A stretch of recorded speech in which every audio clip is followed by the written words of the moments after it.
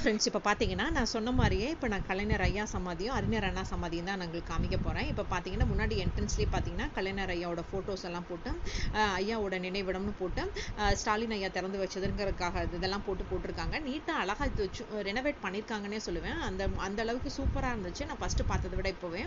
So முன்னாடி பார்த்தீங்கன்னா இந்த சைடில் கலைஞர் ஐயா ஃபோட்டோவும், அந்த சைடில் பார்த்தீங்கன்னா அறிஞர் அண்ணாவோட ஃபோட்டோவும் இருந்துச்சு. முன்னாடி என்ட்ரன்ஸ்லேருந்து நிறைய பேர் நின்று ஃபோட்டோ எடுத்துகிட்டு இருந்தாங்க. ஸோ ரொம்ப அழகாக ஃபஸ்ட்டு என்ட்ரன்ஸ்லேருந்து நீட்டாக மெயின்டைன் பண்ணியிருக்காங்கன்னு சொல்றாங்க. உள்ள போய் நான் உங்களுக்கு காட்டுறேன் பாருங்க. நான் சொல்றதை விட நீங்களே பார்க்கும்போது உங்களுக்கே தெரியும். ஸோ இந்த இடத்துல பார்த்தீங்கன்னா அறிஞர் அண்ணாவோட ஃபோட்டோவும் வச்சிருக்காங்க. நான் இப்போ மேலே காட்டுறேன் பாருங்க. ரெண்டு பேர்த்தோட ஃபோட்டோவும் ஒரே மாதிரி அழகாக நீட்டாக ஸ்கெட்ச் பண்ணி அழகாக நீட்டாக பண்ணி வச்சிருந்தாங்க. அழகாக பார்க்கறக்கே இருந்தது. ஸோ முன்னாடி என்ட்ரன்ஸே ரொம்ப அழகாக இருந்துச்சுங்க. முன்னாடி என்ட்ரன்ஸ்லேயே பார்த்தீங்கன்னா இந்த மாதிரி க்ரீனரியாக இருந்துச்சு. ஸோ இது பார்த்தீங்கன்னா அண்ணாவோட அருங்காட்சியகம் பார்த்துட்டு நான் நேராக வந்து அப்படியே உள்ள ஸ்ட்ரைட்டாக வந்தனால நான் கலைஞர் ஐயாவோட நினைவிடம் தான் ஃபர்ஸ்ட் பார்க்குறேன். கலைஞர் ஐயாவோட நினைவிடம் பார்த்தீங்கன்னா சைன் எல்லாம் பார்த்தீங்கன்னா இந்த மாதிரி ஒரு மாதிரி வீலா இருந்துச்சு, ரவுண்டா இருந்துச்சு. பார்க்கறதுக்கு ரொம்ப அழகா இருந்ததுங்க. முத்தமிழ் கலைஞர் டாக்டர் கருணாநிதி ஐயா அவர்களோட சமாதின்னு போட்டிருந்தது. அவர் நிஜமாலுமே அவரோட தமிழுக்கு யாராக இருந்தாலுமே ஒரு அடிமைன்னே சொல்லாங்க. அவரோட தமிழ் அவ்வளோ அழகாக இருக்கும்.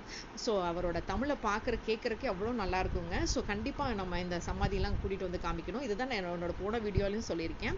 ஸோ இதில் பார்த்தீங்கன்னா கலைஞர் ஐயாவோட ஃபோட்டோ போட்டு அந்த மார்பிள்ஸ் மாதிரி ஒட்டி வச்சுருந்தாங்க. அது பார்க்குறக்கே ரொம்ப அழகாக இருந்தது. அந்த லைட்டில் ரிஃப்ளெக்ட் பார்க்குறக்கே அந்த ஃபோட்டோ போட்டு இங்கே பாருங்களேன், நான் உங்களுக்கு காட்டுறேன். மேலேருந்து கீழே வரைக்கும் காட்டுறேன். உங்களுக்கு பார்க்கும்போதே ஹைலைட்டாக தெரியுது பார்த்தீங்களா? அது எதுவும் மார்பிளா ஸ்டிக்கரான்னு தெரியல. அதை பக்கத்தில் போய் காமிச்சிருக்கேன். ஸோ இது ஒரு மார்பிள் மாதிரி இருந்துச்சு. இது பார்த்தீங்கன்னா அந்த லைட் வெளிச்சத்துக்கு பார்த்தீங்கன்னா ரொம்ப ஹைலைட்டாக இருந்துச்சு. அதில் அப்படியே அந்த ஸ்கெட்ச் பண்ணி வச்சுருந்தாங்க ஐயோட இது ட்ராயிங் இது மாதிரி ரொம்ப அழகாக இருந்தது பார்க்குறக்கே. இது என்னன்னு தெரிஞ்சுன்னா உங்களுக்கு மறக்காம கமெண்ட் செக்ஷன்ல சொல்லுங்க. ஸோ இதை பார்த்துட்டு நாங்கள் ஸ்ட்ரைட்டாக வந்து அப்படியே அண்ணா அருங்காட்சியகத்துலேருந்து வந்து மியூசியத்துலேருந்து இப்படியே பார்த்துட்டு இப்படியே வந்தோம். இப்படியே வந்து பார்த்துட்டு வந்தோடனே முன்னாடி என்ட்ரன்ஸ் இப்போ காமிக்கிறேன் பாருங்களேன். அந்த சைட்லேருந்து இப்படியே வந்தனால ஃபர்ஸ்ட் நாங்கள் கலைஞர் ஐயாவோட சமாதியை பார்த்துட்டு வந்துடும். மேலே பார்த்தீங்கன்னா இந்த மாதிரி ஹைட்டாக ஒரு லைட் மாதிரியெல்லாம் வச்சுருந்தாங்க. ஸோ அந்த இடத்துல பார்த்தீங்கன்னா வேற ஒன்றும் இல்லைங்க, அறிஞர் அண்ணாவோட சமாதி தான் இருக்குது. அறிஞர் அண்ணாவோட சமாதியை நான் உங்களுக்கு காட்டுறேன் இப்போ. ஸோ ஃபஸ்ட்டு இதுதான் இருந்துச்சு. நெக்ஸ்ட் வந்து கலைஞர் ஐயாவோட சமாதி இருந்துச்சு. ஸோ இப்போ பார்த்தீங்கன்னா அங்கேருந்து நாங்கள் ஸ்ட்ரெயிட்டாக போனனால இப்படி வந்துட்டோம். ஸோ இப்போ பார்த்தீங்கன்னா அறிஞர் ஐயாவோட தோற்றம் மறைவெல்லாம் போட்டு நீட்டாக போட்டிருந்தாங்க. அதையும் நான் உங்களுக்கு அப்படியே காட்டுறேன். அப்படியே இந்த சைடில் வந்தோன்னு பார்த்தீங்கன்னா நீட்டாக அழகாக போட்டிருந்தாங்க. மரத்தை நாம் வளர்த்தால் மரம் நம்மை வளர்க்கும் அப்படின்னு போட்டு நீட்டாக அந்த கோட்டெல்லாம் ரொம்ப அழகாக இருந்தது பார்க்குறக்கே.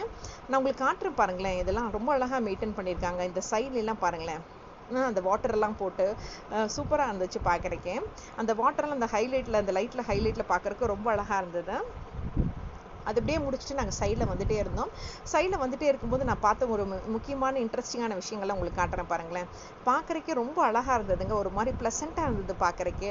ரம்யமாக இருந்ததுன்னே சொல்லுவேன். இந்த நைட்டு வெளிச்சத்தில் அந்த பீச் காற்றுல இது பார்க்குறக்கே.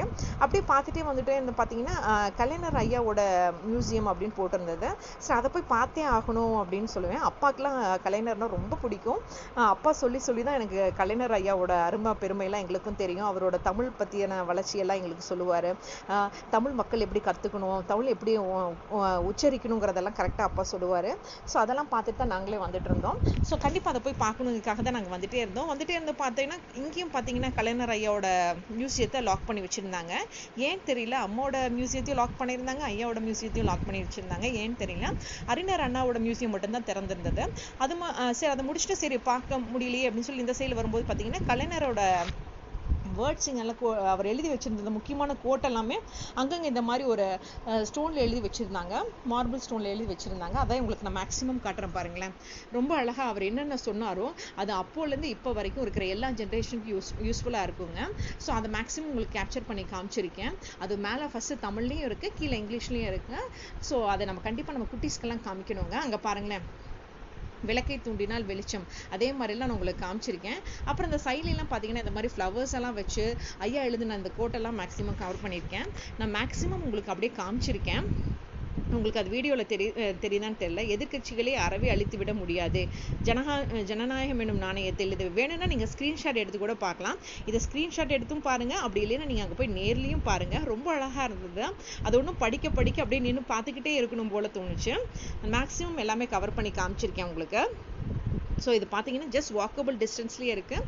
அது ஒன்று நிறுத்தி நீங்கள் நிதானமாக பிள்ளைங்களுக்கு படித்து காமிச்சு சொல்லலாம், அல்லது பிள்ளைங்களே படிக்க விட்டு நீங்கள் காமிக்கலாம்.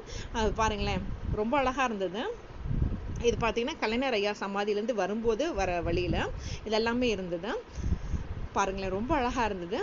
கோபம் கொள்வது தீது, தன் இனத்துக்கு அழிவு வரும்போது கோபம் கொள்ளாமல் இருப்பது பெரும் தீது. இது ரொம்ப அழகா இருந்ததுங்க. இந்த வேர்டிங்ஸ் எல்லாம் ஐயா அவர்கள் எழுதி வச்சிருந்தது ரொம்ப அழகா இருக்குல்ல.